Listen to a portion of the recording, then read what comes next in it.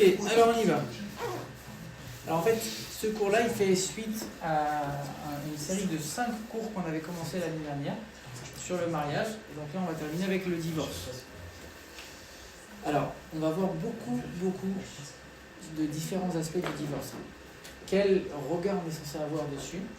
On va voir des sources dans le Talmud pour essayer de voir 3 grandes manières d'appréhender le divorce dans le judaïsme. Et on va voir un peu qu'est-ce que c'est censé nous apporter dans le mariage en tant que tel. Quels sont les motifs? Quel est le seuil de tolérance? Qu'est-ce qui nous oblige à divorcer, d'après la loi juive et aussi d'après la logique ou pas? Et à la fin, ils ont mis un chapitre, est-ce qu'on a le droit de se mêler du divorce des autres? Mais ça, j'ai pas trop... On verra si on le fait ou pas. D'accord? Alors, le divorce, une tragédie. Pourquoi est-ce qu'il commence comme ça? Parce que déjà, il faut comprendre que chaque divorce, c'est une tristesse. Alors, est-ce qu'il y a des enfants de parents divorcés ici? Ouais. Alors, est-ce que c'est vrai? Ouais.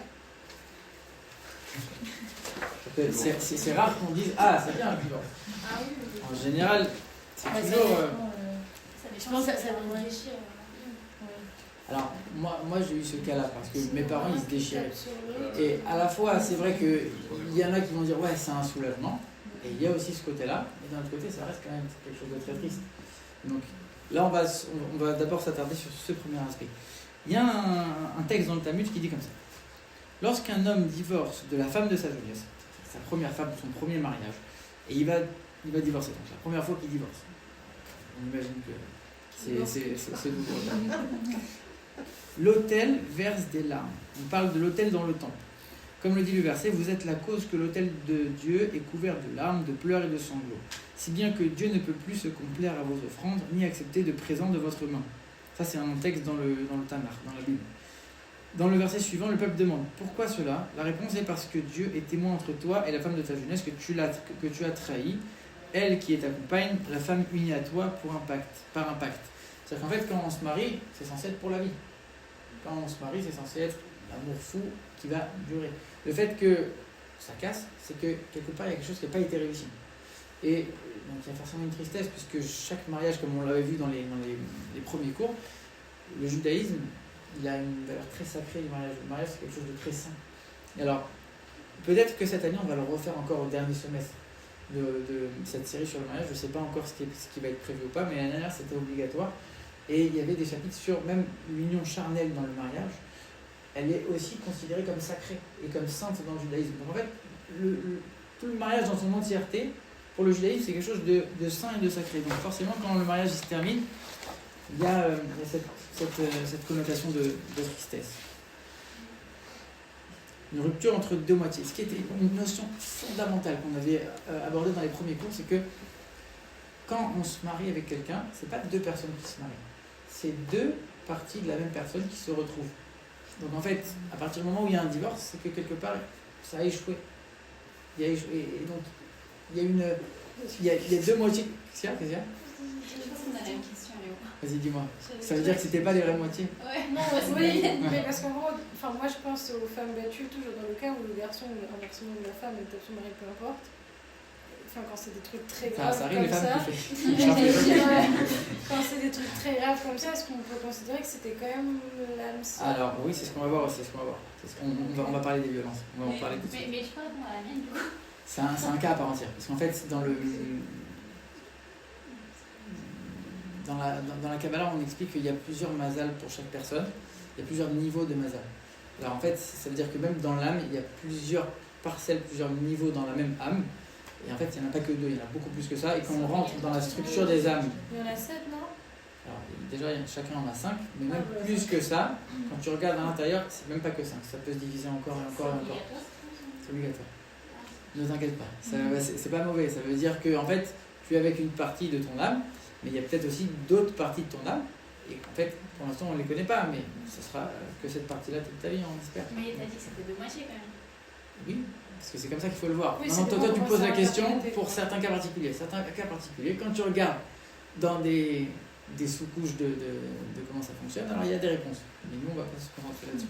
C'est juste pour t'expliquer qu'il y a une réponse à ta question, même si on l'analyse pas. Léo, n'aie pas peur. Le divorce est semblable à une amputation. Alors ça, c'est un article très très intéressant. Le monsieur qui écrit cet article, il a écrit beaucoup d'articles sur Chabad.org. C'est un site où il y a une quantité de sujets abordés. Et lui, en fait, avec une plume très humoristique, etc. Et là, alors, je ne sais pas si on va le lire en entier parce que c'est assez long. Mais il dit, en gros, le divorce, c'est comme amputer un membre. Pourquoi ? Le divorce, comme l'amputation, est une tragédie. Mais parfois, c'est le bon choix, comme vous l'avez dit. Notre attitude face au divorce est identique à celle qu'on adopte face à l'amputation d'un membre. Pourquoi ? Premièrement, c'est douloureux. Le divorce, il est douloureux. Amputer un membre, c'est aussi douloureux. Lorsqu'un membre est infecté au point de mettre en danger le reste du corps, le patient, il n'a pas le choix. Affronter la douleur de l'amputation ou alors risquer que l'infection, elle se propage et il va souffrir encore plus. C'est exactement la même chose dans le mariage. Des fois, tu vois que ça va s'envenimer, ça va être encore pire. Qu'est-ce que tu fais ? Tu laisses les choses s'envenimer ou alors tu mets un terme. Et dans les deux cas, ce sera douloureux. Si les risques futurs sont suffisamment importants pour l'emporter sur la douleur actuelle, alors la meilleure chose à faire, c'est l'amputation. C'est-à-dire que si l'infection, elle peut te bouffer encore plus, et tu amputes le membre. Si le mariage, il va tellement être malsain qu'à un moment, tu dois divorcer. Mais ça ne veut pas dire que c'est pas douloureux, ça ne veut pas dire que c'est pas triste. Okay. C'est le dernier recours. Voilà. Le deuxième point commun, c'est quoi ? C'est que c'est le dernier recours. On fait tout ce qui est en sorte, tout ce qui est en notre pouvoir pour éviter d'avoir amputé. Évidemment, c'est-à-dire que s'il y a ne serait-ce qu'une petite chance de sauver le membre, tu fais ce qu'il faut pour le sauver. S'il y a une petite chance de sauver le couple, de sauver le mariage, tu vas la prendre la chance. Même si la personne est trompée, par exemple. Ça, on va en parler après. Et en fait, après ça dépend, parce que il y a des couples, bon, en tout cas que moi je connais, il y a eu des tromperies, après ils se sont pardonnés, ils vivent avec. Après, ce que la loi juive elle en pense, ça c'est encore une autre chose. Mais en termes de complicité et de dispute, on va dire, quelque part c'est quelque chose avec lequel ils arrivent à vivre. D'autres, ils n'arrivent pas. Donc en fait, ça veut dire que ça va dépendre du couple. On ne va pas rentrer dans les cas particuliers à chaque fois. Ça veut dire, ce qu'on est en train de dire, c'est que est-ce qu'il y a une chance, peu importe le cas, est-ce qu'il y a une chance de sauver le mariage ? Ou alors est-ce qu'ils se déchirent la tête beaucoup trop S'il y a une chance, oui, on va la saisir. Parce que c'est précieux, donc on va essayer de faire ce qu'il faut. S'il y a une chance de sauver le membre et de ne pas amputer, oui, on va essayer de ne pas amputer, on va faire ce qu'il faut. Et même au prix d'immenses efforts, de grandes dépenses, on va tenter cette chance-là. Et c'est seulement après que tu as vu qu'il n'y a aucune autre possibilité, que vraiment il n'y a plus aucune chance, alors là tu vas amputer. Exactement la même chose dans le divorce. Alors, comme on l'a dit, une tragédie, c'est douloureux, en dernier recours. Et le manque d'une partie de soi subsiste. En fait, qu'il y a même quelqu'un qui a divorcé, après, ça je ne suis pas très d'accord. On va voir. Quelles sont d'après vous les raisons qui peuvent justifier un divorce ? À votre avis, tu m'as dit la violence, tromperie. L'irrespect. T'as dit quoi là ? Ou une faute grave, genre si le conjoint il tue quelqu'un et que le Ou s'il y a plus d'amour. Tu rigoles, mais ils en parlent de ça. Beaucoup, On parlait de ça, ouais. Non, toi tu peux pas vivre avec. Ils parlent genre, imagine tu te rends compte que ton mari c'est un criminel. Bien Qu'est-ce que tu sûr. fais ? C'est marrant, mais j'ai trouvé ça Mais ça, complètement c'est dingue. la faute. Mais en fait, ils en parlent. Moi, je me suis dit, mais quel rapport, tu parles pas de ça. Voilà, comme quoi, tu vois. Ok. Alors, ici, ils ont mis accord mutuel de se séparer. Est-ce que ça vaut la peine ? Est-ce que c'est une raison justifiable ? Et est-ce que juste l'absence, c'est une raison valable ? Par exemple, quelqu'un qui est jamais là. Quelqu'un qui est en prison, genre. Non, qui est juste physiquement absent. qui est jamais là. C'est une raison de commencer à en parler. De commencer à faire. Mais en fait, c'est arrangeable. C'est ce que je veux dire. Si maintenant tu lui as dit depuis des années et qu'il continue et qu'en plus tu sais pas ce qu'il fait derrière et que c'est chelou, là c'est encore autre chose. Mais si c'est juste des absences et qu'il n'y a pas encore eu de communication sur le sujet, non, il y a un travail à faire. Les addictions. C'est non. Est-ce qu'ils en parlent aussi de ça ? Attends, j'ai le truc. Non, ça ils l'ont pas mis. Genre casino, drogue. Mais oui, ça, oui, bon. Ouais, bien sûr que ça peut rentrer là. Par contre, c'est la même chose qui commence à aller vite, tu vois. Une addiction, c'est social. Par exemple, on va voir. Après, si on fait des soirées, par exemple, Il te dit non, vous divorcez pas. Bah, En fait, il y a des cas, surtout aujourd'hui, parce qu'aujourd'hui les jeunes divorcent pour rien. En fait, où le rabbin il va dire faites un effort, essayez un peu, faites quelque chose, et en fait ils font durer la procédure exprès pour essayer de faire en sorte que ça se remette. Mais si les deux ils sont consentants, ils veulent divorcer, il n'y a pas de raison de bloquer au niveau de la loi juive de bloquer le divorce, c'est aucune raison. Et si par exemple la femme n'avait pas un enfant, est-ce qu'ils en parlent de ce cas ou pas? Non. Non, mais ça peut arriver. Après, est-ce que c'est une raison de divorcer? C'est une bonne question. C'est une raison de ne pas se marier en tout cas. C'est une raison de pas se marier. C'est une raison de ne pas se marier en tout cas. Oui, là on parle une fois que c'est. Je peux pas savoir. Dans la série, la femme de la orthodoxe, c'est Juste si tu peux savoir. Il veut divorcer parce qu'ils ne l'arrivaient pas, ils n'arrivaient pas à avoir un enfant.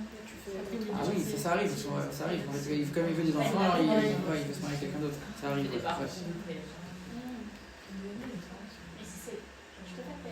Alors, là, il y a une étude assez intéressante ici. C'est une étude qu'ils ont fait aux États-Unis dans les années 2000. Ils disent que les enfants de parents divorcés. Alors, c'est quoi qu'ils disent exactement? Je ne veux pas dire de bêtises. Alors, les enfants de parents qui n'ont pas divorcé plutôt, ils ont plus confiance en eux. Ils ont plus de relations sociales. Ils ont moins de trauma, etc. etc. En fait, c'est-à-dire que ça a aussi un impact sur les enfants. Très bien. Après, aujourd'hui, aux États-Unis, par exemple, on peut divorcer très facilement. Et ça, ils vont aussi en parler, c'est qu'aujourd'hui, il y a des divorce parties. Alors, ce qui est incroyable. Alors, croyez-le ou pas, le soir, le soir où j'ai préparé ce cours, d'accord, je ferme le livre après avoir préparé le cours. Géola, elle est au téléphone avec sa sœur. Et elle entend la musique, elle dit, je comprends pas, t'es où? Et je fais une divorce partie. je la regarde, je me dis, mais ça existe vraiment? Et en France, en fait, je dis, ouais. Ah, c'était en France? Ouais, ici. En C'est fait, pas sa sœur parce qu'ils sont divorcés. Parce qu'aux États-Unis, c'est commun. Les filles, elles se refont des bagues de divorce. Moi, je savais pas que dingue. c'était. Après, moi, j'ai déjà fait un truc. Après, voilà, c'est une idée qui est vachement malsaine. Parce que ça te. À la fois, ça banalise le divorce, et à la fois, pas ça l'encourage, mais presque. Et même si on peut comprendre le soulagement de certaines femmes qui ont attendu, etc., le fait de célébrer, comme on l'a dit, avec l'amputation, ça reste quelque chose de douloureux, on ne peut pas enlever tout ce côté-là. Mais c'est quelqu'un qui a trop souffert. Ouais, mais justement, t'es dans un mood de... Par rapport au fait de tout tenter, alors non, ça, on va le voir après, d'accord. Alors, donc ça c'est, alors, on va voir, ok d'accord, donc ça c'est la source dans la Torah, parce que comme, alors c'est Lisa qui l'a dit tout à l'heure, c'est pas dans toutes les religions qu'on a le droit de divorcer, et c'est pas dans toutes les religions que le divorce il est facilité, comme dans le judaïsme. Il est où le passage de la Torah où on parle du divorce? Il y a un passage qui dit comme ça, que quand un homme se sera marié avec une femme, et qu'il aura vécu avec elle, et que pour une raison X il décide de se séparer, et là la Torah elle dit, et qu'il a remarqué en elle quelque chose de malséant, écrit Dvar Erva, une nudité, c'est-à-dire quelque chose de malsain. Il lui écrira un texte de divorce, il va lui donner le divorce et il la renvoie. Et à ce moment-là, du coup, le Talmud il va se poser la question, c'est quoi quelque chose de malsain? Qu'est-ce qu'il peut y avoir de quelque chose de malsain? Quelle est une raison valable pour commencer à dire je vais divorcer? Et à ce moment-là, il y a trois avis, comme je vous ai dit tout à l'heure, qu'on va essayer de... Parce que, alors là, je vais vous dire les avis. Vous allez me dire, ouais, oulala, encore pire, d'accord? Je vous rassure tout de suite, il y a une deuxième lecture et il y a des choses beaucoup plus profondes derrière. Alors, premier avis, c'est l'école de Beth Shammai. Beth Shammai, ils disent comme ça, un homme ne devrait pas divorcer de sa femme, à moins qu'elle se soit rendue coupable de conduite immorale. Comme il est dit, il a remarqué quelque chose de malséant, ça veut dire que sa femme, elle s'est comportée de manière immorale. Ok, ça, on l'entend. Deuxième avis, Beth Hillel.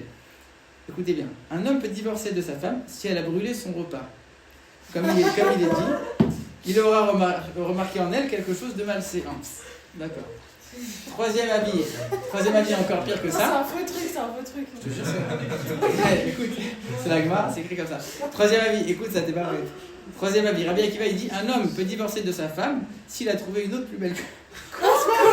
Mais ça, je l'ai écouté dans un podcast. Alors écoutez, comme il est dit, si elle cesse de lui plaire.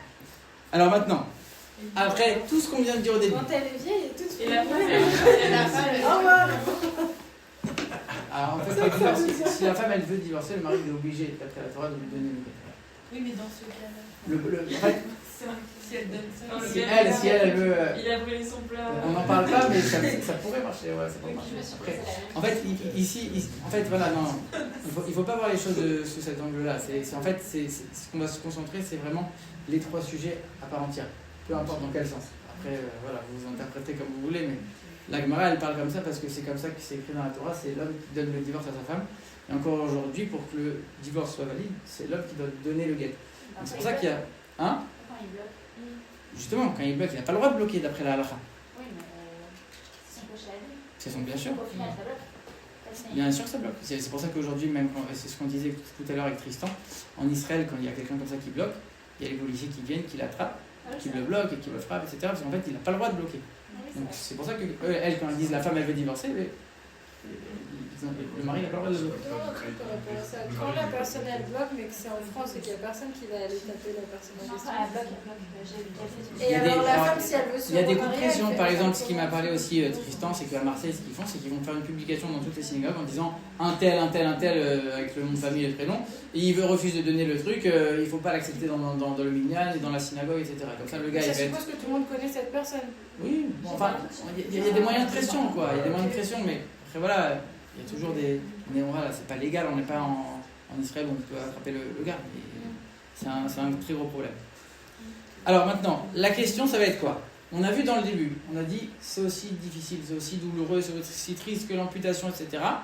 Et là, quand tu rentres dans les textes de la Torah, tu es en train de me dire elle a brûlé le plat, tu as trouvé une autre plus belle. On est en train de dire c'est une tragédie, c'est douloureux, il faut faire le maximum pour sauver le mariage. Et là, on est en train de voir le contraire. Comment ça marche?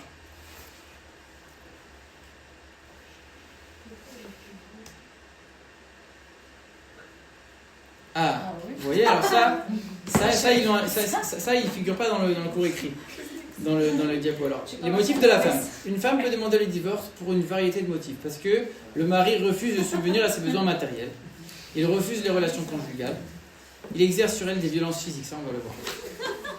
Il a une mauvaise odeur. Ah, vous voyez, donc ça marche exactement dans les deux sens alors. Donc ça, là vous avez votre réponse. C'est exact. N'accorde pas d'importance aux préceptes religieux. Le mari n'est pas assez religieux. La femme elle dit dégage. Et donc ça marche. Ok, donc ça c'est les trois avis qu'on a vus. Ils sont malins d'avoir mis ça ici parce que ça ils l'ont pas mis dans le texte, c'est-à-dire qu'ils l'ont rajouté dans les diapos et comme ça, ça a beaucoup plus de sens comme ça. Très bien, donc ça c'est ce qu'on a dit. Premier avis, c'est que vraiment une conduite immorale. Deuxième avis, c'est elle a brûlé le plat. Troisième avis, il a trouvé une autre plus belle. Alors, de quoi on parle?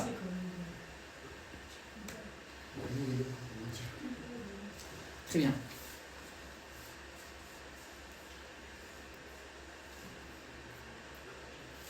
En fait, il y a un verset là-bas dans le passage qu'on a lu tout à l'heure. Il y a un verset qui dit comme ça.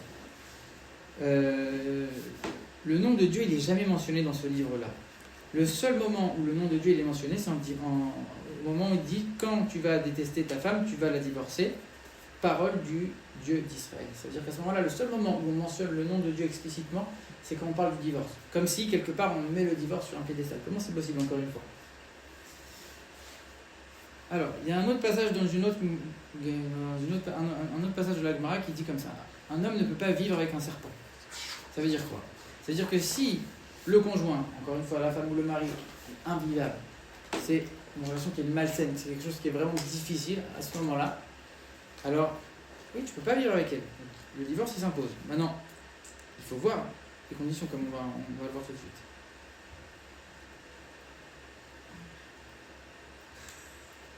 Il vaut mieux être fort. Mais vous Alors, attendez, parce que là j'ai été trop vite.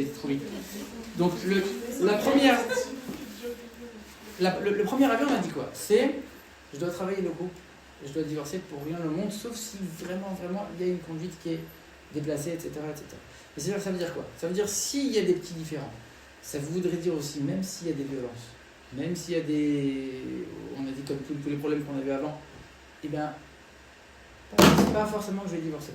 Ça veut dire que nous, on a l'impression que cette première vision, c'est la meilleure, celle du mariage envers et contre tout. Sauf que, comme on l'a vu dans le cas des violences, c'est peut-être pas toujours la meilleure solution. Et des fois, le divorce, il n'y a pas d'autre solution. Donc le premier avis, c'est pas seulement de dire il faut faire le maximum. C'est en fait, peu importe en fait. Ça te plaît pas, tu divorces pas pour des choses pareilles. et toi tu as dit il bloque, mais en fait, lui, il est d'avis de non, on n'accepte pas un divorce. Si c'est pas pour quelque chose de très très très très grave. Et quelque chose de très très grave, ça inclut pas les violences. Donc en fait, ce premier avis il nous paraissait logique, mais en fait, il y a un problème dedans. Il y a un problème, il y a un bug dans cet avis-là. Il y a un avantage, c'est que ça nous apprend à travailler le mariage et à faire en sorte que ça a de la valeur et de faire des efforts. Ça, c'est un bon côté. Mais l'autre côté, c'est qu'en fait, il y a des moments où c'est plus vivable. Et quand même, tu vas t'enfoncer et tu vas essayer. C'est pas toujours une bonne solution. C'est pour ça qu'il y a le deuxième avis. Le deuxième avis, il dit quoi? Il dit t'as brûlé le plat dehors. Ça veut dire quoi? Ici, de qui on parle quand elle dit elle a brûlé le plat? On n'est pas en train de dire elle n'a pas fait exprès, elle n'a pas regardé la montre, elle a brûlé un peu trop. On est en train de dire c'est quelqu'un, c'est une femme qui a fait exprès. Elle en veut à son mari, elle va lui brûler le plat. Elle va faire exprès une fois, 2 fois, 3 fois, 10 fois, 20 fois. Elle veut lui faire la misère et elle fait tout pour lui faire la vie dure. Que ce soit avec le plat ou avec autre chose. Quelque part. C'est pas écrit explicitement. C'est dans les commentaires. Ah oui, mais c'est tellement gros. Après, tu vas comprendre, avec le recul du cours, tu vas comprendre qu'en fait, les trois avis, ils ont une signification bien précise. Parce qu'à l'époque, ça aurait pu vouloir vraiment dire des... Non, parce qu'à l'époque, ils divorçaient très peu. Beaucoup moins qu'aujourd'hui. Donc... Mais à l'époque, ils acceptaient qu'on leur tape dessus et tout. Qu'aujourd'hui, la fille, elle s'en va. Je pense pas. Tu penses pas? Non, je pense pas. Moi, je pense que ça a changé. Au Maroc, peut-être, mais pas à l'époque de la Gemara. On n'est pas en train de parler dans sa culture. Voilà, à l'époque de la Gemara, c'est pas comme ça. Okay. Donc en fait, ici, de quoi on parle? C'est-à-dire que toi, tu m'as parlé du cas des violences.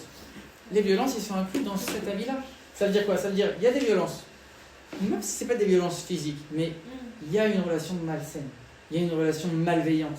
Il y a une relation, on va dire, presque perverse. Il y a un des deux conjoints qui est pervers et qui va pourrir la vie mentalement, physiquement, psychologiquement à l'autre. Qu'est-ce que tu fais? Selon le premier avis, coûte que coûte, je reste, je travaille, je me fais souffrir toute ma vie, je vais mourir, mais je reste avec lui. Deuxième avis, il te dit, barre-toi. Donc en fait, quelque part, ce deuxième avis de dire brûler le plat, en fait, c'est quelque chose de très positif dans les cas où il n'y a pas le choix. Bien sûr, encore une fois, on n'est pas en train de dire qu'il ne faut pas travailler. On a gardé cette idée que c'est important, c'est précieux, c'est sacré et qu'il faut travailler. C'est pas conseillé, mais il y a des cas au moins où tu peux t'en sortir et il faut faire en sorte. Voilà. Donc ça, on comprend. Ok, ça, on va voir juste après. Ça, on a lu. Très bien. Je veux juste être sûr de rien oublier. Ok, donc on a vu les violences. Okay, très bien. Alors, le texte d'après, il dit quoi? Ça, c'est le Zohar. Il dit Adam a commencé à faire les louanges de sa femme Chava. Elle sera nommée femme. Elle sera inégalable. Elle est la fierté de la maison. Elle surpasse toutes les autres femmes. Et devant elle, les autres femmes sont comme le singe devant l'homme. Elle est parfaite en tout point. Elle seule mérite le titre de femme. Qu'est-ce que ça veut dire ce passage, d'après vous? En fait, le Zohar, il est en train de dire que quand Dieu il a donné sa femme à Adam, il a dit, mais elle, c'est le top du top du top, c'est la perfection, c'est magnifique, c'est extraordinaire. Qu'est-ce que ça veut dire? C'est une question? Oui, je vous pose la question. Que lui, c'est une pièce du puzzle et qu'il lui a mis juste une autre pièce en face. Comme ça, là, c'est pas... D'un autre côté, il dit clairement, elle est belle, c'est la plus belle, etc. Qu'est-ce que ça veut dire? Il faut que l'homme soit reconnaissant, qu'il se rende compte de la chance qu'il a. Déjà, ouais, et encore. Est-ce que vous vous rappelez le troisième avis? Le troisième avis, c'était quoi? C'est il en trouve une plus belle, allez, je peux partir. Ici, lui, il la voit comme la plus belle. Voilà. En fait, ici, il dit quoi? Ici, ce passage, il vient nous enseigner quoi? Il vient nous enseigner comme ça qu'un homme, il est censé trouver sa femme la plus belle du monde. Et c'est censé être normal. Ça veut dire quoi? Ça veut dire que s'il est vraiment amoureux de sa femme, et on parle pas, oui, je suis amoureux de ma femme, en mode... C'est lui, il y a 10 ans, il y a 20 ans, il y a 30 ans, c'était le même amour que maintenant, et même encore plus maintenant qu'avant. C'est l'amour de sa vie, il est à fond, il n'y a que elle dans ses yeux. C'est censé être comme ça. Mais si c'est vraiment comme ça, d'ailleurs, aujourd'hui, tous les hommes ne sont pas comme ça. Mais en général, les hommes, ils ont ça au moins pendant une certaine période. Pendant cette période-là, tu lui demandes, c'est qui la plus belle? Bien sûr, c'est sa femme. Je te parle pas après hein, tu dis quoi? Non, moi, il répond toujours ça. Peut-être qu'il ne pense pas, mais il répond toujours ça. Même si t'es C'est sa malade femme. et horrible, et ce C'est jour-là, sa femme. Oui, mais c'est ça que je suis en train de dire, justement. Oui, En mais fait, parce que le temps. Après 20 ans, peut-être pas tout le monde, mais en tout cas, il y a une période où tous les hommes ils vont dire ça. C'est-à-dire quoi? Ça veut dire que si tu es vraiment amoureux, tu regardes personne. Il n'y a personne qui va être aussi belle que ta femme. Si vraiment tu es amoureux passionnément, etc., etc. Donc en fait, c'est évident qu'il n'y aura que ta femme. Maintenant, la Torah, elle sait que pas forcément tout le monde a ce niveau d'arriver. Ça vous concerne. Pas tout le monde a forcément le niveau d'arriver à être comme ça 20 ans après. Donc, elle vient te donner des clés pour travailler ce mariage et pour faire en sorte d'avancer dans ce sens-là. Qu'est-ce qu'elle va faire la Torah? Alors là, on va lire un autre passage. Et vous allez voir à quel point c'est fin. Est-ce que je le lis ou est-ce que je le résume?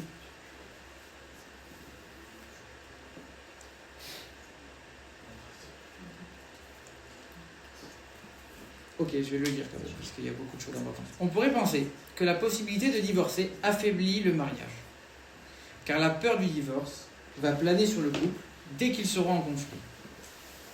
Ça veut dire quoi? Ça veut dire, en fait, pourquoi le judaïsme il permet de divorcer? Le fait qu'il y ait une possibilité, un droit de divorcer, ça veut dire quoi? C'est en fait qu'il y a la menace tout le temps qui va peser sur le couple. Donc on a l'impression qu'en fait c'est malsain, c'est mauvais, ça met une pression. En fait, c'est tout le contraire. Pourquoi? Le fait de savoir que tu peux divorcer, ça va renforcer les liens du mariage. Pourquoi? C'est ainsi que peut s'établir une belle union fondée sur la volonté de chacun et où la liberté de choisir est donnée à chacune des parties sans aucune contrainte. Qu'est-ce que ça veut dire? Quand quelque chose est fragile, tu fais attention. C'est pas ça qu'on va mettre en place. Exactement. Ça veut dire quoi? Ça veut dire que si on est en train de te dire, le divorce il est interdit, il n'y a pas de divorce chez nous. Ou alors, comme on l'a dit dans le premier cas, le divorce c'est seulement si vraiment il y a des trucs hyper graves, mais sinon rien. Alors ça veut dire quoi? Le gars va dire, mais je fais ce que je veux en fait, de toute façon elle est verrouillée. Donc en fait, elle me fait des reproches, mais je vais pas travailler moi, je m'en fous. Par contre, si tu sais, et c'est pour ça que le troisième ami dit quoi? Il a trouvé une plus belle? Et ben il peut partir. Et comme on a dit à l'inverse, lui il a une mauvaise odeur, ben, il peut partir. Ça veut dire quoi?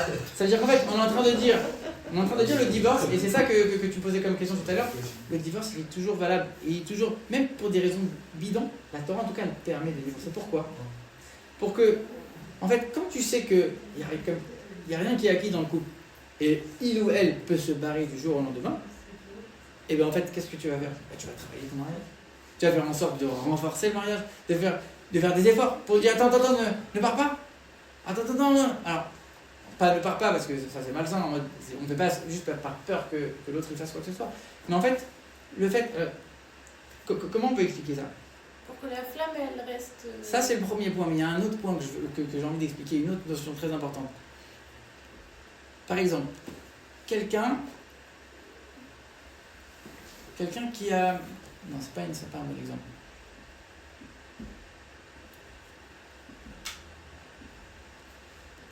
On va avancer dans le texte, après je vais trouver un exemple. Le risque là des trois trucs, c'est pas que les gens ils prennent ça au premier degré, genre la montage, la divorce en fait.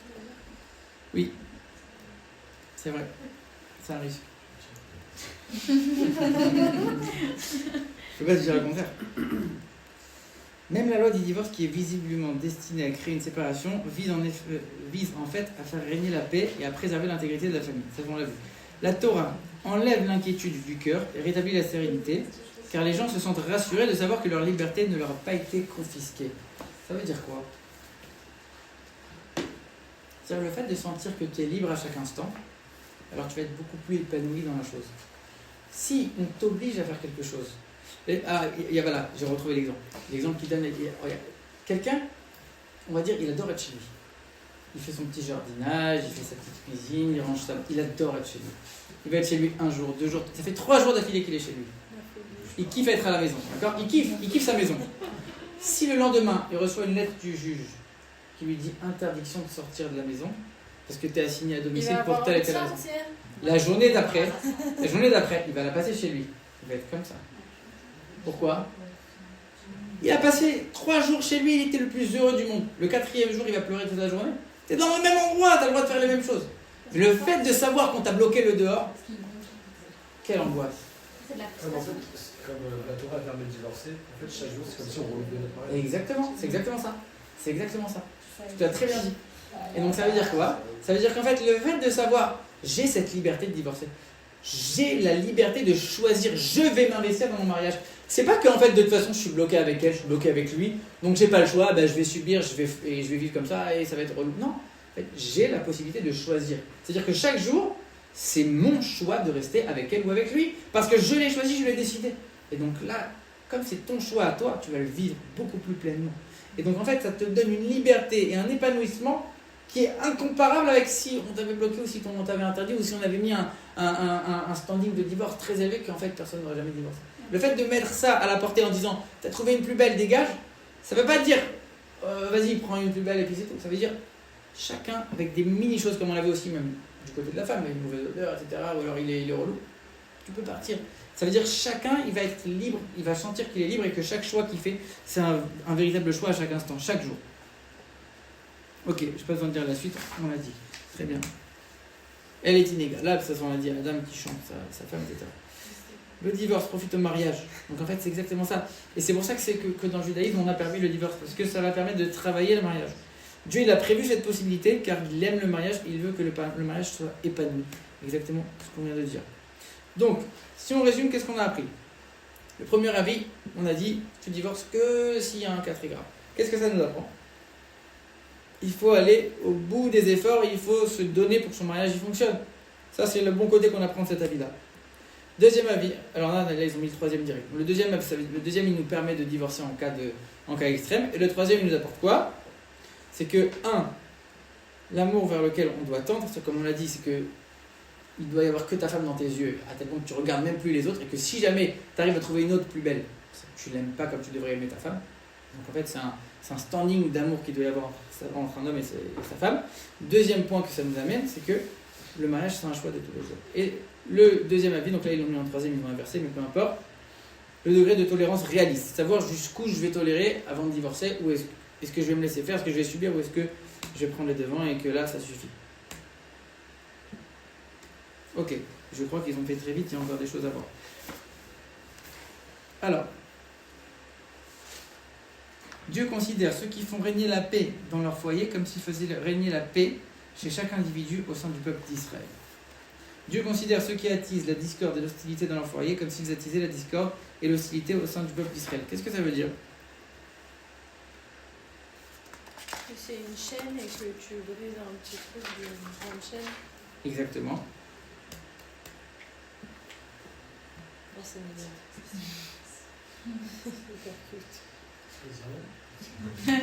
Pourquoi c'est important? Pourquoi c'est important de travailler sur le mariage? On a vu ça, c'est au niveau individuel. Au niveau plus collectif, c'est ce qu'on vient de dire. C'est marrant quand c'est moi qui explique, ça rentre, mais quand je lis le texte, on est à l'école, ça marche plus, c'est fermé. Alors, on est en train de dire que quand quelqu'un il va travailler pour avoir la paix dans son mariage et pour avoir un mariage épanoui, il est en train de travailler le monde. Parce que lui et son mariage et son couple et sa famille, c'est une partie du monde. Si toi tu fais en sorte que cette partie-là, elle va briller, comme elle a dit Lisa, ça va être aussi une chaîne, ça va aussi éclairer autour de vous. Les gens vont dire, regarde, c'est un couple épanoui, regarde, nous aussi, peut-être machin. Même des fois, il y a des couples qui vont voir des thérapeutes, ça marche. Ils vont dire, regarde, j'ai fait tel truc, ça a bien marché. Ah, regarde, eux, comment ils sont bien. Peut-être nous aussi. Peut-être nous aussi, on va écouter des cours. Regarde, lui, il avait fait des cours sur Shalom Bayit, c'est incroyable. Et en fait, ça fait une chaîne de gens qui vont être beaucoup plus épanouis, beaucoup plus dans le Shalom Bayit, dans la paix, etc. Et en fait, ça fait quoi? Que l'ensemble du peuple juif, il va mieux se porter. Et l'ensemble du monde, il va mieux se porter. Et donc, on amène un petit peu Mashiach. On avait dit quoi la semaine dernière? On avait dit qu'à chaque instant, on avait dit, c'est le Rambam qui dit ça, à chaque instant, l'homme, il doit se considérer comme si lui-même, c'était une balance. Il est à 50-50 chez lui, 50% de bien, 50% de mal. Et comme si le monde entier, c'était une balance, 50% de bien, 50% de mal. Et dès qu'il fait une petite action, lui et le monde, ils penchent vers le bien. Et donc, il peut amener Mashiach en un instant avec une petite action. C'est exactement la même chose. Qu'est-ce qu'on dit dans les bénédictions sur le mariage? Ça, c'est exactement ce qu'on vient de dire. Non, ça, on va le voir après. On dit quoi? On dit Baruch Ata Hashem Elokeinu melech haolam, qui a créé, Asher bara sason vesimcha, qui a créé la joie, l'allégresse, le fiancé, la fiancée. En français, ça fait très bizarre, je vous avoue. D'accord. L'amour, la fraternité, la paix, l'amitié. Hachem, que soit très prochainement entendu dans les villes de Judée, donc en Israël, et dans les rues de Jérusalem, la joie, l'allégresse, la voix du Khatan, la voix de la Kala, la voix... ok, très bien. En fait, ça veut dire quoi? Ça veut dire que dans la bracha qu'on fait le jour du mariage, on est en train de dire que ce mariage et que cette joie qu'on est en train de vivre, elle va aussi se propager à Jérusalem avec la venue de Mashiach. Que comme Mashiach va dire, on va aussi entendre la joie de ce mariage. Ça veut dire quoi? C'est-à-dire qu'on parle de Mashiach déjà dans les bénédictions du mariage. Donc en fait, ce mariage-là, lui aussi va contribuer à amener Mashiach. Si on le travaille comme il faut et s'il y a assez d'amour comme on l'a dit. Très bien. Donc ça c'est voilà ce qu'elle a dit Lisa. Premier effet, pourquoi son mariage individuel il est important? Parce que ça va avoir un impact sur le reste du peuple, ça renforce l'unité dans le peuple aussi, et ça rapproche Mashiach. Très bien. Pourquoi est-ce si difficile? Ah, ça c'est un truc incroyable. Alors regardez, avant que je vois cette diapo, avant que je vois ce cours, c'est un truc que j'ai toujours senti. Jamais je savais que c'était écrit.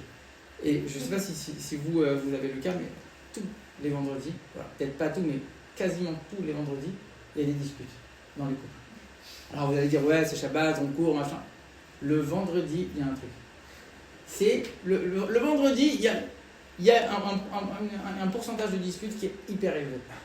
C'est une dinguerie. C'est comme ça. Et des fois, même quand tu sais, tu dis attention, c'est vendredi, on va faire attention.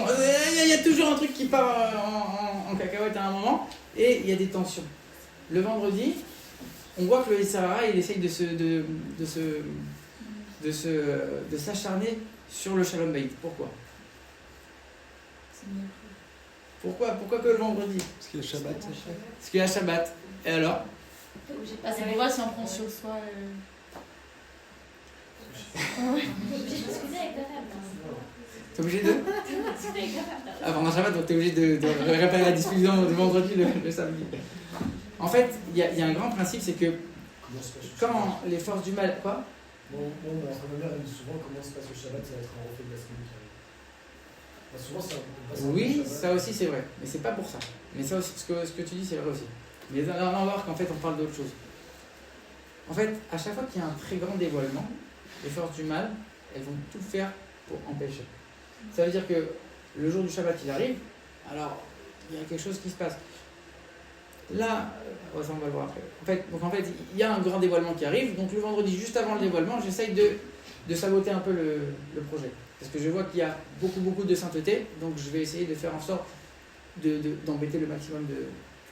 Maintenant, ici, quand on regarde l'ensemble de l'histoire de la création du monde, on dit qu'il y a 6000 ans. 6000 ans, ça correspond à 6 jours. Il y a un verset dans Télim qui dit que pour Dieu, un jour, c'est 1000 ans. Ça veut dire que, si on est en train de dire que, par exemple, on va dire le dimanche, c'est les 1000 premières années, le lundi, 2000, mardi, 3000, mercredi, 4000, jeudi, 5000, vendredi, c'est-à-dire qu'en fait, entre l'an 5000 et l'an 6000, nous, on est exactement là-dedans, juste avant la venue de Mashiach, et après, Mashiach, c'est après l'an 6000. Voilà. On avait vu la semaine dernière, c'était pas forcément 6000, on peut approcher la venue, donc ça serait un peu avant 6000. D'ailleurs, c'est pour ça que le Shabbat, il commence le vendredi après-midi, le vendredi soir. On grignote un peu sur la journée du vendredi. Parce que s'il y a 7000 par exemple, ça m'a choqué. 7000, c'est le samedi soir. J'ai pas compris. C'est quand c'est 7000 plein. C'est de 6 à 7, t'as compris hein? C'est quoi En fait, c'est l'histoire. Là, on est en 5786. Ok. L'année. Donc en fait, c'est les années de la création du monde. Donc en fait, chaque tranche de 1000 ans, ça correspond à un jour. Et là-bas, il n'y a plus, c'est genre 6000 et plus. C'est Shabbat, ouais. En gros, il n'y aura pas 7100 quoi. Okay. Ça, c'est encore un autre débat kabbalistique. En fait, ici, ce qu'on veut dire, c'est quoi? C'est que nous aujourd'hui, où on se trouve? On se trouve dans le jour 6, on est dans le vendredi. Et non seulement on est dans le vendredi, mais on est dans le vendredi après-midi. On est 5786, donc on est dans le vendredi après-midi. Qu'est-ce qui se passe dans les couples aujourd'hui, de nos jours? Combien de pourcentage de divorce? 50. Un 50% de divorce? À Paris, oui. Ah oui? En France, J'ai entendu plus. 60. Plus 60, 60. C'est 1 sur 2. 2 sur 3. 2 sur 3. Hein? Franchement, les peuples qui n'ont pas trop de divorcés, je suis mal vue. Ah non, c'était là. Ah oui. Hein? Donc ça veut dire quoi? C'est en fait, pourquoi on est dans une époque où le divorce il est tellement répandu et il est tellement facile? Et bien en fait, tout simplement parce qu'on approche de Mashiach, il y a un grand dévoilement qui arrive, et donc forcément il y a beaucoup de forces du mal. Les forces du mal, elles vont choisir de s'attaquer à quoi? Ou bien. Aux choses les plus importantes, aux choses les plus précieuses. Qu'est-ce qui est le plus précieux? La paix entre un homme et sa femme. Ça veut dire, ça montre à quel point travailler son couple, c'est ultra important. C'est tellement la chose la plus précieuse qu'avant Mashiach, le Yetzer Hara, les forces du mal, ils vont s'acharner sur un truc en particulier. Mais toi, tu disais qu'il y avait plus de guerres avant, qu'il y avait plus de forces du mal, etc. Pas là, dans cette période, mais avant, quoi. Encore une fois, on est en train de dire le monde, il y a le monde tel qu'il est. Après, il y a le Yetzer Hara. On n'est pas en train de dire l'homme, il a le libre arbitre. Les disputes, ça ne vient pas de la guerre ou les disputes, c'est inhérent à toi et du choix que tu as fait de soit de ne pas t'écraser, de faire la paix, etc. Oui, parce qu'en fait, les forces du mal, c'est quoi? C'est le mauvais penchant qui va venir à l'intérieur de ta tête qui va te dire « Dis pas pardon !» Quand je dis les forces du mal, ça ne veut pas dire les petits démons qui vont venir et qui vont peupler la terre. En fait, c'est des mauvaises idées qui vont rentrer à l'intérieur de nous et le mauvais penchant qui va essayer « Allez, vas-y, faute, va voir une autre fille, faute. » Tu penses qu'il n'y avait pas plus ça avant? Non, au contraire, il y a beaucoup plus ça maintenant. Non, avec les réseaux et tout, toutes ces conneries, avant, il n'y avait pas. Et le taux de divorce, il a explosé justement pour ça. Parce que c'est tellement précieux le mariage d'un juif que on va s'attaquer à ce qu'il y a de plus précieux. Et c'est écrit en dessous. Plus la fin de l'exil approche et plus la lutte des forces opposées à la sainteté est difficile, empêchant que la paix s'instaure. Pourquoi les justes ont-ils un mauvais penchant plus coriace? Ils se sentent plus menacés par les justes, donc ils redoublent d'efforts pour les faire trébucher. Ok, d'accord. Les actions des justes ont un plus grand effet que celles des personnes musulmanes. Et ça, je ne l'ai pas vu dans le cours.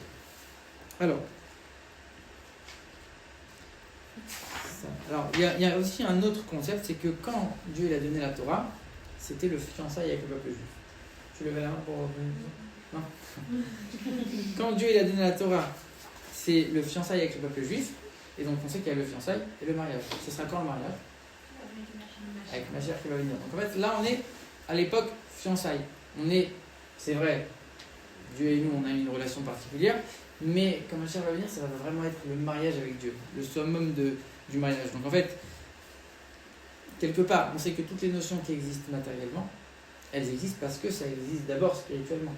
Et nous, si on a un mariage matériel qui nous parle et qu'on comprend dans nos mots à nous, dans nos notions à nous, c'est aussi pour nous faire comprendre qu'il y a une relation à avoir avec Dieu qui est extrêmement profonde à l'image de ce mariage. Ça veut dire qu'en fait, tout notre mariage, c'est aussi pour comprendre comment développer notre relation avec Dieu à un autre niveau. Tu dis que le fiançailles, c'était au don de la Torah, c'est ça? Ouais. Mais à ce moment-là, le peuple juif était proche du Dieu. Et donc il s'est éloigné. Pourquoi il Après. À ce moment-là, le peuple juif était proche de Dieu. Là, tu dis qu'en gros, il y a fiançailles et après il y a mariage. Ils se rapprochent de plus en plus. Et donc s'éloignent de plus en plus. Je ne parle pas de rapprocher ou pas rapprocher. Je suis juste en train de dire que le summum de l'histoire, ça va être l'accomplissement. En fait, pour Dieu, c'est même si c'est des milliers d'années, c'est rien du tout en termes de temps. C'est rien. Mais c'est comme nous, on a le fiançailles et le mariage. Mais c'est juste pour dire que notre mariage avec Dieu, il n'est pas encore complet. Ça ne veut pas dire qu'on va s'éloigner. C'est vrai que nous, on fait des bêtises, mais comme on l'a dit en bas tout à l'heure, il y a des époques où on a fait bien pire. Aujourd'hui, au contraire, aujourd'hui, on se rapproche. Et les gens, ils reviennent tous à la Torah, ils reviennent tous à la pratique du judaïsme, donc les gens, ils se rapprochent justement. Ok, tout ça, on l'a vu. Alors voilà, ça c'est le texte. En fait, c'est une lettre du Rabbi qui dit comme ça. Il dit: nos sages ont toujours souligné l'importance de l'harmonie conjugale, en particulier la veille du Shabbat. Donc en fait, c'est-à-dire qu'il y a vraiment ce truc-là. Ok, donc ça, on l'a vu. Avant Mashiach, il y a le Yetzer Hara qui va se défouler au maximum. Chaque bonne action compte, ça c'est la balance, comme je vous ai dit tout à l'heure. On doit considérer que chaque action qu'on va faire, ça va permettre de nous tourner vers le bien et de tourner aussi le monde vers le bien.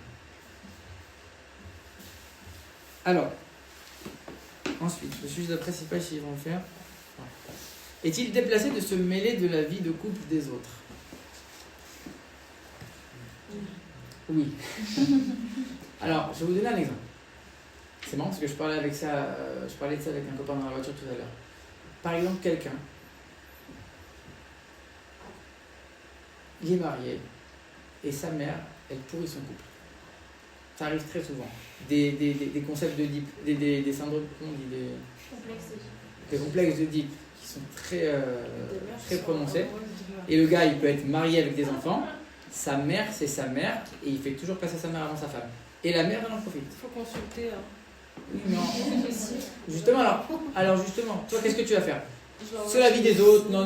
Ou alors tu vas lui dire en lui disant, écoute, ta mère, c'est pas normal, il y a quelque chose de malsain, va voir un psy. Est-ce que tu vas et que tu en parles ou tu dis non, ça ne me concerne pas, c'est le mariage des autres, c'est privé? Très souvent, de toute façon, Oui. la mère, elle fait déjà pas On est en train de dire par exemple, tu vois ta soeur ou tu vois ta copine et qu'il y a une relation malsaine. Est-ce que tu vas lui dire ou tu vas pas lui dire? Oui, ça dépend comment je suis proche avec elle. Oui, bien sûr. Oui. On ne parle pas d'une inconnue dans la rue, on est en train de parler des gens qui sont assez proches pour qu'on le dise. La dise. mère, elle s'est déjà mêlée du mariage de toute façon. Qui? La mère, elle s'est déjà mêlée Oh. du mariage. Donc autant que moi aussi je me mets. Pas mal. Alors ok. Alors ici il y a une lettre du rabbi qui dit comme ça. Donc il parle à un couple, il dit comme ça. Je lis avec consternation dans votre lettre que votre sœur se trouve chez ses parents. Nous avons malheureusement pu constater ce qui se passe lorsque de tierces personnes, même les plus proches, interfèrent dans la vie d'un couple.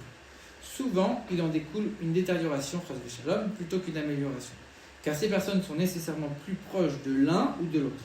Leur intervention est donc plus nuisible que celle d'un étranger. Qu'est-ce que ça veut dire? C'est-à-dire qu'en fait, ici, sa sœur, la dame qui parle, elle a été chez sa mère en mode oui, mon mari m'a fait ça, en allant se plaindre à ses parents. Les parents, qu'est-ce qu'ils ont fait? Ils ont pris la défense de ma fille en disant non, t'inquiète, c'est un pourri, ton mari, c'est une ordure. C'est pas objectif. Est-ce que c'est bien de faire ça ou pas? Non. Évidemment que non. Ça veut dire qu'en fait, nous, comme vous l'avez dit, quand la personne elle est assez proche pour donner des conseils, encore une fois, aller voir un psy, un professionnel, etc., un conseil de quelqu'un d'extérieur, ça c'est une bonne chose parce qu'en fait, tu es en train d'aider la personne. Mais de venir en disant oui, tu sais, ton mari, c'est moi là, oui, alors c'est vrai, oui, non. En fait, tu viens et tu te mêles et en plus tu prends parti, c'est une catastrophe. C'est une catastrophe et c'est pour ça que le rabbi dit au couple essayez de vous construire vous tout seul, de ne pas commencer à aller voir à droite à gauche et d'avoir des influences de la famille trop proches parce que ça va se mêler et ça ne va pas forcément aider, au contraire ça peut détruire pas mal de choses. C'est bien qu'ils soient au courant avant, les gens. Enfin, genre qu'ils ne le découvrent pas, que genre un parent nocif, c'est pas à 35 ans que tu t'en rends Tu veux que je te compte. dise, en général, les parents eux-mêmes, ils ne savent pas qu'ils sont nocifs. Oui, c'est oui. quand leur enfant se marie qu'ils vont découvrir ce côté-là. Évidemment, En fait, mais je pense que c'est bien. ça, à mon avis, c'est dur à prévoir. Si ils arrivent à se poser des questions. Donc voilà, première règle, ne jamais dénigrer le conjoint. C'est-à-dire que même par exemple, tu te sens très proche de quelqu'un. On va dire, tu as une copine, très proche. Et son mari, il a fait des trucs qui ne sont pas forcément très clean. D'accord? Mais le fait de dénigrer, de cracher sur le mari, c'est pas une bonne chose. Moi, par expérience, je connais des gens, ils ont été voir pour prendre conseil avec des copines ou des sœurs. Ils disent ouais, ton mari c'est une ordure, machin, un truc. Au final, elle s'est remis comme ça avec lui. Et maintenant, on dit ah, tu sais ce qu'il pense? Bah oui, parce que maintenant, elle est hyper bien avec son mari, elle est hyper amoureuse et ils ont réussi à réparer leur couple. Sauf que ils vont dire elle a craché sur toi. Donc en fait, tu peux jamais savoir. Non seulement tu peux jamais savoir, mais ça se trouve ça va pas aider du tout. Et le fait de dénigrer le conjoint ou la conjointe aux yeux de l'autre, elle va dire bah ouais, en fait c'est vrai qu'il a ça. Bah en fait c'est vrai qu'il a aussi ce problème-là. Et en fait elle va le mépriser ou il va la mépriser, il va avoir un mauvais regard et ça va faire qu'empirer les choses. Donc c'est pas du tout Ouais, ça. par contre, peut-être qu'elle peut ouvrir les yeux, c'est pas si elle est amoureuse, elle va pas voir les points négatifs et ça permet d'ouvrir les yeux. Encore une fois, si c'est constructif, mais Ouais. pas juste pour mépriser et pour Ouais. enfoncer. Mais si c'est constructif en disant regarde, peut-être il y a une solution, peut-être il y a une meilleure manière de le faire. Encore une fois, tout dépend de comment on va le faire. Deuxième point, encourager à prendre l'initiative pour améliorer la situation. Par exemple, toi tu as dit, il faut consulter, c'est important. Oui, ça peut être aussi d'autres conseils. Va voir, tiens, j'ai un super cours sur le Shalom Bayit, je vais te l'envoyer. Il y a un million de conseils. Mais de savoir comment, essayer de travailler le couple plutôt que de critiquer. Pourquoi il est écrit soit un disciple d'Aaron? Qu'est-ce qu'il faisait Aaron? Aaron, c'est le frère de Moshe. Qu'est-ce qu'il faisait Aaron? On dit que quand Aaron il est mort, il y a tout le peuple juif qui l'a pleuré et qui a pris le deuil. Hommes et femmes. Quand Moshe il est mort, il n'y a que les hommes qui ont pris le deuil. Pourquoi? Moshe, c'était la vérité pure, et c'est comme ça, c'est pas autrement, c'est la loi. Moshe, c'est celui qui donne la loi de Dieu. Aaron, qu'est-ce qu'il faisait? Quand il y avait des amis qui ne s'entendaient pas ou qui s'étaient disputés, ou quand il y avait des couples qui s'étaient disputés, il allait voir le mari, il disait tu sais, elle regrette. Elle est en train de pleurer toute la journée, elle attend une seule chose, c'est que. Elle a honte de venir te voir, mais elle attend qu'une seule chose, c'est de revenir avec toi. Mais alors qu'elle, elle était furieuse. Et là, elle se calme, elle dit, bon, ok. Alors que le mari, pas du tout. Après, il va voir le mari. Il dit, mais tu sais pas, elle pleure toute la journée, elle attend qu'une seule chose, mais elle a honte. Ah, bon, d'accord. Les deux, ils se croisent. Bon, allez, viens, on fait la paix. Une fois, deux fois, avec des tonnes et des tonnes de couples. Il y a écrit que. Alors, c'est écrit où ça? Il y a écrit, voilà. Non, c'est pas écrit ici. Il y a écrit que je me rappelle plus à quel. Je pense que c'est à la mort d'Aaron. Il y avait 80 000 enfants qui s'appelaient Aaron. Pourquoi? Parce qu'en fait, il a aidé tellement de gens dans leur couple que quand ils ont eu un enfant, suite au fait qu'ils ont réparé leur couple, bah, ils ont appelé leur enfant comment? Aaron. C'est très doux comme prénom. Ça veut dire, ouais, mais ça, en fait, c'est le prénom de la paix. Aime la paix et poursuit la paix. Ça veut dire quoi poursuivre la paix? Aimer la paix, on comprend. C'est quoi poursuivre la paix? Chercher la paix. Ça veut dire quoi? Le reste. Ça veut dire quoi? Bah, tout faire pour qu'il y ait la paix. Exactement. Ça veut dire, il y a aimer la paix, ça veut dire je fais le maximum, quand tout va bien, tout va bien. Il y a poursuivre la paix, c'est même quand tout va mal, ben, je vais tout faire pour que, même quand ça va mal, je vais rétablir. Exactement, bravo. Commencer par son propre foyer, d'accord? Parce que il y a des gens qui veulent changer le monde, ils se rendent compte qu'en fait il faut changer le pays, après il faut changer la ville, vous connaissez cette histoire. Après, en fait, je vais déjà commencer à me changer moi et ma famille, et après on verra. Donc, commencez à se travailler à l'intérieur. Commencez à travailler déjà à l'intérieur. Elle a dit quoi? Elle a dit quoi? Elle a dit tu m'étonnes. Elle a dit du cœur vers le cœur. Les paroles qui sont dans le cœur rentrent dans le cœur. Alors c'est quoi? Non, ça je... Ok, juste un petit exemple. Est-ce que je crois que c'est fini là? Regarde, un petit exemple pour illustrer un peu ce que je vous ai dit. Donc ça c'est un monsieur qui parle. Il dit comme ça, il dit qu'il marchait dans la rue avec un de ses professeurs, et là, ils ont croisé un couple. Et la femme, elle demande au professeur, elle lui dit pas vrai, Rav, pas vrai que c'est interdit de mettre le plat sur la plaque, Shabbat, etc. Parce que, voilà, dites-le à mon mari n'est pas au courant, dites-le lui que c'est moi qui ai raison. Et le Rav, il s'arrête, il réfléchit, il dit alors, la plaque, je vais vérifier, je vais vous tenir au courant. Alors lui maintenant il sait très bien que c'est interdit. Il dit à son Rav, il dit mais pourquoi vous l'avez pas dit interdit tout de suite? On sait très bien que c'est interdit. Il dit comme ça. Il dit toi t'es étonné, mais si moi je lui avais dit tout de suite ouais c'est interdit, c'est évident, c'est une question d'enfant. Le mari à côté, comment il s'est senti? Il aurait dit bah ouais, en fait elle aurait enfoncé encore plus, elle aurait humilié. On connaît la règle et on sait que c'est une évidence. Il dit mais par contre il a décidé de lui paraître moins érudit et moins sage, mais pour faire en sorte que le mari lui soit moins humilié, que peut-être il y ait une solution dans ce couple-là. En fait, des fois, pourquoi c'est important des histoires comme ça? Parce que des fois, on s'en rend pas compte. Et il y a un groupe d'amis à la maison, toi tu vas te dire un truc, tu vas charrier un peu, en fait, tu te rends pas compte de ce que tu peux briser, juste en voulant faire une petite blague. Donc, à montrer à quel point la finesse, elle peut, jusqu'où la finesse, elle peut aller. C'est quoi le dernier? Ok, ça c'est la suite. Très bien, on a terminé. Alors les notions clés, comme on l'a dit. merci. Hop.